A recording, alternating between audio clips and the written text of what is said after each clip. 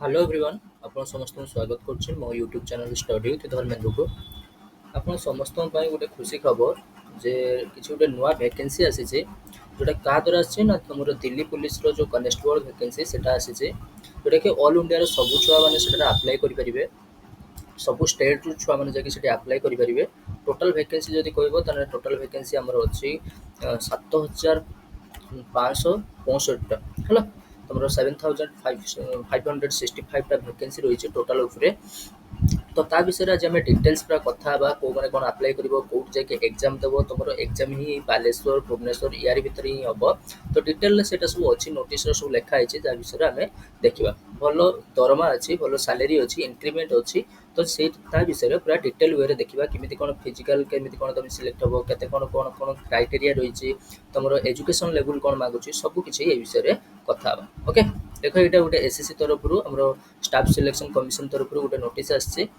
ତମର ଦିଲ୍ଲୀ ଦେଖ Delhi police constable mail and female requirement ପାଇଁ ଏକ୍ଜାମିନେସନ୍ ପାଇଁ ଏଇଟା ଆସିଛି, ଯାହାର ହେଉଛି ଅନଲାଇନ୍ ଆପ୍ଲିକେସନ୍ ଫର୍ମ 22/9/2025, ମାନେ ତମର କାଲି ହେଲା, ଆଜି 23 ତାରିଖ।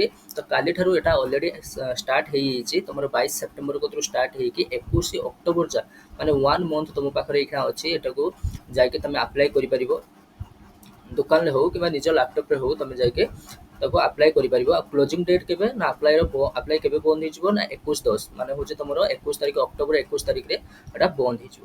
ଓକେ, ଲାଷ୍ଟ ଡେଟ୍ ଅଛି, ଦେଖ ଲାଷ୍ଟ ଡେଟ୍ ଅଛି ମାନେ 21 ତାରିଖ ବା 22 ତାରିଖ ଦିନ ଲାଷ୍ଟ ଡେଟ୍। ଅନଲାଇନ୍ ତମେ ଫି ଜମା କରିପାରିବ, ଆଉ ତାପରେ ଆଉ ତମେ ଫି ଜମା କରିପାରିବ ନାହିଁ।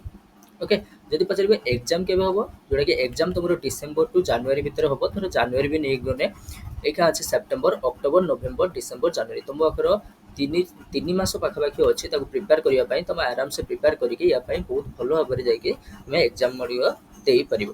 ଓକେ, ଦେଖିନେବା ତାପରେ କେମିତି କ'ଣ କେତେ କ'ଣ ସେ ଅଛି, ପୋଷ୍ଟ ସବୁ ଅଛି।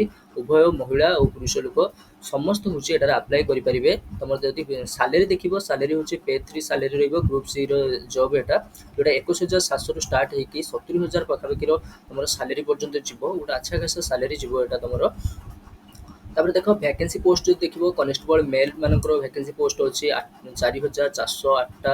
ତମର ହେଉଛି ଆମର ଓମେନ୍ ମାନଙ୍କର ଯେଉଁ ଭ୍ୟାକେନ୍ସି ଅଛି, ଦେଖ 2,496ଟା। ତା ସହିତ ଏକ୍ସ ସର୍ଭିସ୍ ମ୍ୟାନ୍ ମାନଙ୍କର ମଧ୍ୟ ଭ୍ୟାକେନ୍ସି ପୋଷ୍ଟ ଆଡ଼କୁ ରହିଛି। ଟୋଟାଲ୍ ଉପରେ ଯଦି ଦେଖିବ, ମହିଳା ଆଉ ପୁରୁଷମାନଙ୍କୁ ମିଶାଇ ଦେଲା ପରେ 7,565ଟା ଭ୍ୟାକେନ୍ସି ପୋଷ୍ଟ ତମର ଅଛି ହେଲା। ଓକେ, ଏଠି ଦେଖ ତମର ହେଉଛି ଏଜ୍ ଲିମିଟ୍ ଯଦି ଦେଖିବ, ଏଜ୍ ଲିମିଟ୍ ହେଉଛି 18ରୁ 25 ବର୍ଷ ଭିତରେ ତମର ଯେଉଁମାନେ ଛୁଆମାନେ ସେମାନେ ହେଉଛନ୍ତି ତାଙ୍କ ପକେଇ ପାରିବେ। ଓକେ, କ୍ୟାଣ୍ଡିଡେଟ୍ ଯଦି ନ୍ୟାସନାଲିଟି ଦେଖିବ, candidate must B citizen of India, ମାନେ ଇଣ୍ଡିଆର କୌଣସି ବି ସିଟିଜେନ୍ ଏ ଏକ୍ଜାମ୍ ପାଇଁ ତମେ ଏ ଭ୍ୟାକେନ୍ସି ପାଇଁ ସେ ହେଉଛି ଆପ୍ଲାଏ କରିପାରିବ ହେଲା। 18ରୁ 25 ବର୍ଷ ଭିତରେ ତାର ବୟସ ହେଇଥିବା ଦରକାର। ତା ଛଡ଼ା ଯେଉଁମାନେ SC/ST ଥିବେ ତାଙ୍କ ପାଇଁ 5 ବର୍ଷ ରିଲାକ୍ସେସନ୍ ଅଛି, OBC ପାଇଁ 3 ବର୍ଷ ରିଲାକ୍ସେସନ୍ ଅଛି। ଏଗୁଡ଼ା ସବୁ ଡିଫରେଣ୍ଟ ପାଇଁ ଡିଫରେଣ୍ଟ ଟାଇପ୍ ଅଫ୍ ରିଲାକ୍ସେସନ୍ ରହିଛି। ଆମେ ଯିବା ୟା ପରେ କେତେ ନା ତମର ଏକ୍ଜାମ୍ ପ୍ୟାଟର୍ନ କ'ଣ ହେବ, କେଉଁଠି କ'ଣ ଏକ୍ଜାମ୍ ହେବ, ସେସବୁ ବିଷୟରେ ଦେଖିବା। ଓକେ, ଦେଖ ଏଇଠି ତମର ଏସେନ୍ସିଆଲ୍ କ୍ୱାଲିଫିକେସନ୍ କଥା କହିଛି, ଯେ କ୍ୱାଲିଫିକେସନ୍ ତମର କ'ଣ ରହିବା ଦରକାର, ଏ ଏକ୍ଜାମ୍କୁ ପକାଇବା ପାଇଁ ତମର କ୍ୱାଲିଫିକେସନ୍ କ'ଣ ରହିବା ଦରକାର। ଫାଷ୍ଟ ତମେ ହେଉଛି +2 ପାସ୍ କରିଥିବା ଦରକାର। ଓକେ, କେବଳ +2 ପାସ୍ କରିଦେଲେ ତମେ ଏଇଟା ପାଇଁ ଏଲିଜିବୁଲ୍ ହେଇଗଲ, ତମେ ୟାକୁ ପକାଇ ପାରିବ। ଯାହାର +2 ପାସ୍ ଅଛି ସିଏ ଏଇ ଜବ୍ ପାଇଁ ଏଲିଜିବୁଲ୍, ସେ ପକାଇ ପାରିବ। এই +2 ସହିତ ଯେଉଁମାନେ ମେଲ୍ କ୍ୟାଣ୍ଡିଡେଟ୍, ଯେଉଁମାନେ ପୁରୁଷ ଲୋକମାନେ, ସେମାନେ କ'ଣ କରିବେ, ତାଙ୍କ ପାଖରେ ଗୋଟେ ଭ୍ୟାଲିଡ୍ ଡ୍ରାଇଭିଂ ଲାଇସେନ୍ସ ଥିବା ଦରକାର। ତାଙ୍କ ପାଖରେ ଡ୍ରାଇଭିଂ ଲାଇସେନ୍ସ ନଥିଲେ ସିଏ ଏଇ ଜବ୍କୁ ଆପ୍ଲାଏ କରିପାରିବେ ନାହିଁ। ତ ଯେଉଁମାନେ ମେଲ୍ କ୍ୟାଣ୍ଡିଡେଟ୍ ବା ପୁରୁଷ ଲୋକ, ତାଙ୍କ ସହିତ ତାଙ୍କ ପାଖରେ +2 କ୍ୱାଲିଫିକେସନ୍ ଥିବ, ତା ସହିତ ତାଙ୍କ ପାଖରେ ଗୋଟେ ଡ୍ରାଇଭିଂ ଲାଇସେନ୍ସ ଥିବ। ଓକେ, ତା ଛଡ଼ା ଦେଖ ଯେଉଁମାନେ NCC ସାର୍ଟିଫିକେଟ୍ ଯାହା ପାଖରେ ଥିବ ହେଲା, ଯାହା ପାଖରେ NCC ସାର୍ଟିଫିକେଟ୍ ଥିବ, ତାଙ୍କୁ ଏକ୍ସଟ୍ରା ରିଲାକ୍ସେସନ୍ ମିଳିବ। ମାନେ ସେ ଯେତେ ମାର୍କ ରଖିବେ ତାଠାରୁ 5%, 3%, 2% ଏଇଭଳିଆ ସବୁ ତାଙ୍କୁ ଏକ୍ସଟ୍ରା ମାର୍କ ମଧ୍ୟ ମିଳିବ ଏ ଏକ୍ଜାମ୍ରେ। ଓକେ, ତା ଛଡ଼ା କେତେ ଟଙ୍କା କ'ଣ ପଡ଼ିବ ସେସବୁ ବିଷୟରେ ପୁରା କମ୍ପ୍ଲିଟଲି କଥା ହେଇଯିବା। ଏଠି ଦେଖ ଅନଲାଇନ୍ ଆପ୍ଲିକେସନ୍ ଫି କେତେ କ'ଣ ରହିଛି। ଆପ୍ଲିକେସନ୍ ଫି ରହିଛି 100 ରୁପିଜ୍ ହେଲା, ସମସ୍ତ ପାଇଁ 100 ରୁପିଜ୍ ରହିଛି। କିନ୍ତୁ ଯେଉଁମାନେ ମହିଳା କ୍ୟାଣ୍ଡିଡେଟ୍ ମାନେ ରହିଲେ, ତା ଛଡ଼ା SC/ST କିମ୍ବା ତୁମର ଏକ୍ସ ସର୍ଭିସ୍ ମ୍ୟାନ୍ର ଯେଉଁ ଲୋକମାନେ ରହିଲେ, ସେମାନଙ୍କ ପାଇଁ ଏଇ ଆପ୍ଲିକେସନ୍ ଫି ପୁରା ମାନେ ଫ୍ରି ହେଲା ସେମାନଙ୍କୁ କେତେ ଟଙ୍କା ଚାର୍ଜ କରାଯିବ 0 ଟଙ୍କା ମାନେ ତାଙ୍କୁ ପୁରା ଫ୍ରି ଦିଆଯିବ ଏଟା ଓକେ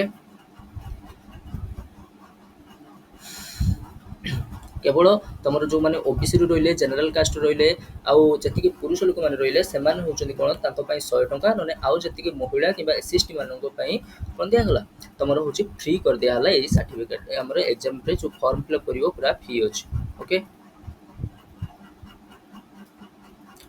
ତାପରେ ଯିବ ଦେଖ তুমি কোউটি কোন পকাই পারিবো সেন্টার কোড রহিবো এক্সামিনেশন সেন্টার তোমার কোউটি কোন রহিবো দেখো আম ওড়িশার কোউটি কোউটি সেন্টার আছে তুমি বালেশ্বর পকাই পারিবো বর্মপুর পকাই পারিবো গঞ্জাম রে পকাই পারিবো ভুবনেশ্বর রে পকাই পারিবো কটক রে পকাই পারিবো রাউরকেলা রে পকাই পারিবো সম্বলপুর রে পকাই পারিবো এতিকি হচ্ছে তোমার এক্সামিনেশন সেন্টার রয়েছে তো ম্যাক্সিমাম ছুয়া যে মানে বালেশ্বর রহুথিবে সেমানে বালেশ্বর পকাই দেবে যে মানে ভুবনেশ্বর রহুথিবে ভুবনেশ্বর কটক রাউরকেলা সম্বলপুর এসবুরে আসিকি তুমি এক্সাম ଦେଇକି পারিবো তার গোটিয়ে হি এক্সাম হুয়ে एग्जाम विषय या पर कौन कौन सिलेबस रहिबो कौन नाही एठी देखो तुमर एग्जाम होची गुटिए प्रिलिम एग्जाम होबो हला गुटिए एग्जाम होबो सेटारे तुम सिलेक्शन होबो तो तुमर होची मेजरमेंट फिजिकल टेस्ट होबो फिजिकल टेस्ट हला पर तुमको तुमर सर्टिफिकेट वेरिफिकेशन हेके तुमको जॉब दिया जिवो तो से जो गुटिए एग्जाम होबो तो सेटा केते मार्क रो कोन रहिबो तुमर 100 मार्क रो रहिबो केते 100 मार्क रो रहिबो 100 टा क्वेश्चन आसीबो 100 मार्क रो टाइम तुमको केते दिया हबो 1.5 घंटा दिया जिवो हला 100 टा क्वेश्चन पई तुमको 1.5 घंटा टाइम दिया जिवो कौन कौन क्वेश्चन आसीबो तमरो करंट अफेयर बा जनरल नॉलेज आसीबो 50 टा 50 मार्क ता छडा रीजनिंग आसीबो 25 टा 25 मार्क तमरो न्यूमेरिकल एबिलिटी आसीबो 15 टा बा गणित आसीबो 15 टा 15 मार्क ता छडा कंप्यूटर रु आसीबो 10 टा क्वेश्चन आ 10 मार्क एटा रहिला तमरो होची टोटल 100 टा क्वेश्चन जोटा कि 90 मिनिट रे तुमको सारिया पई पड़िबो ओके नेगेटिव मार्किंग अच्छी 0.5 मार्क होची 0.25 मार्क होची नेगेटिव मार्क गोटे आंसर भूल है ताने 0.25 मार्क कटा हो जे चारटा क्वेश्चन भूल होची ताने तुमको गोटे मार्क तुमर टी कटा जिवो ओके ए सब रहितला देखो एटी तुम तापर तुमर फिजिकल टेस्ट को बळा कोन दिया जिवो जो माने होचनी मेल कैंडिडेट समान पई एटी अछि जो माने अप टू 30 बा 30 वर्ष तळकु जो माने तो समान कोन करिवे ना गोटे 1600 मीटर रो रेस होबो जोटा कि 6 मिनिट रे तुमको कवर करिया पई पड़िबो long jump 14 feet long jump अछि आ 3 फुट 9 इंच रो तुमर होची हाई जंप अछि ए सब वाडा को रहिछि तापर होची तुमर होची हाइट केते हितबा दरकार मिनिमम तो तुम हाइट 170 सेंटीमीटर हितबा दरकार ता छडा होची कार किछि रिलैक्सेशन मध्ये अछि एसटी कैंडिडेट को 0.5 सेंटीमीटर रिलैक्सेशन दिया जाय था हला ता छडा होची कोन ना तुम चेस्ट केते हवा दरकार ना 81 सेंटीमीटर चेस्ट हुआ दरकार हाइट तुमरो 170 सेंटीमीटर चेस्ट होची 81 सेंटीमीटर सोला फीमेल कैंडिडेट मानो पई देखो तुमरो 1600 मीटर को केते 8 मिनिट रे तुमको कंप्लीट करिया पई पड़िबो तांकर होची मेल कैंडिडेट मानो को तुमरो 6 मिनिट आ फीमेल कैंडिडेट मानो को 8 मिनिट रे तुमको कैंडिडेट कंप्लीट करिया पई पड़िबो तापर लॉन्ग जंप होची तांकर 14 तुमरो होची 10 हला आ हाई जंप होची 3 फुट होची तुमरो होची हाई जंप ओके सेबला हमरो फीमेल कैंडिडेट मानकर हाइट होची 175 157 सेंटीमीटर हला इस बड़ को रहिछि आ समिति किछि नै एकु तमे पास करिवो तमे होची एग्जाम पास करिवो रिटन एग्जाम क्वालिफाई करदलो तापर होची तमरो फिजिकल पास करलो फिजिकल पास करला पर तमरो सर्टिफिकेट वेरिफिकेशन होबो तापर तमे जॉब पाइजो आ तमरी जो जॉब टा होबो एटा दिल्ली रे ही पोस्टिंग होबो एटा तो ता पई बेसी किछि आ टाइम नाही आ 1 मंथ होची माने अप्लाई करिया पई 1 मंथ होची तमे जाय के कंप्यूटर दुकान ले मध्ये ताको अप्लाई करि परिबो आ एग्जाम पई मध्ये तमे कोनोसी भी सोर्सेस रु तमे पढी के एग्जाम देई परिबो यदि किछि क्वेरी थाए ये एग्जाम विषय रे किबा ए एग्जाम विषय रे मते कमेंट बॉक्स रे मते लेखि जणाई परिबो जदि वीडियोटा भल लागथिबो वीडियो को लाइक करी चैनल को सब्सक्राइब कर देबे एई भली इंपोर्टेंट आ गुरुत्वपूर्ण नोटिफिकेशन लो इन्फॉर्मेशन पाइया पई चैनल को सब्सक्राइब करके रखिबे जय जगन्नाथ धन्यवाद।